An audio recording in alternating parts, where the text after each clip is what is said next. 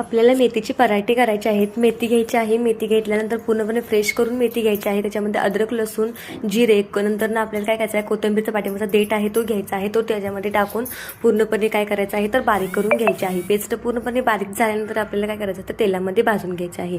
मेथी निवडून पूर्णपणे वॉश करून त्याच्यामध्ये 10 मिनिटं ठेवून ते आपल्याला मेथी आपण मसाला जो भाजला आहे त्याच्यामध्ये मेथी टाकायची आहे। पूर्णपणे फ्राय करून घ्यायची आहे। मेथी टाकून टाकल्यानंतर ना फ्राय झाल्यानंतर पूर्ण अशी शिजवून गिर्र अशी शिजवून घ्यायची आहे, जेणेकरून त्यातलं पाणी थोडंसुद्धा राहिलं नाही पाहिजे, एवढं आटूस यायला पाहिजे। त्याच्यानंतर चवीनुसार आपल्याला मीठ टाकायचं आहे। मीठ टाकल्यानंतर चाट मसाला 1 चमचा टाकलेला आहे बघा, मी 2 ते 3 चमचा मी शेंगदाण्याचे कूट टाकलेला आहे। त्याच्यामध्ये पूर्णपणे असं भाजून घेतलेला आहे बघा, तुम्हाला दिसून येईल। पूर्ण असे एकजीव करून घ्यायचं आहे, मिक्स करून घ्यायचं आहे।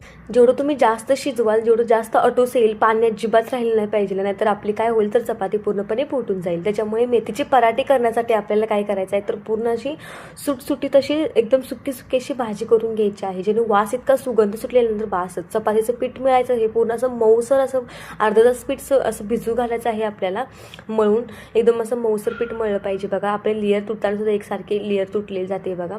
त्यानंतर आपण जे चपाती पुरण कसं भरतो ना, सेम त्या टाईपनुसारच भाजी भरून आपल्याला चपाती लाटून घ्यायची आहे आणि त्याच्यासोबत दही घ्यायचं आहे। खूप छान असं टेस्टी लागते, तुम्ही नक्की ट्राय करून बघा मेथी।